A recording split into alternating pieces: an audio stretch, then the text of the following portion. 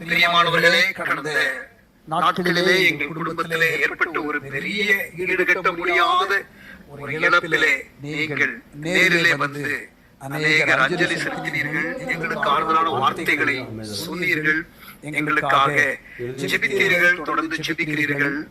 நன்றி செலுத்துகிறோம். இது ஒரு பெரிய ஒரு வலியை உணர்விலே தொடர்ந்து கொடுத்து கொண்டுதான் இருக்கிறது. ஆனாலும் தேவ கிருபை எங்களை தாங்குகிறது. அதற்காக நான் ஆண்டவரை துதிக்கிறேன்.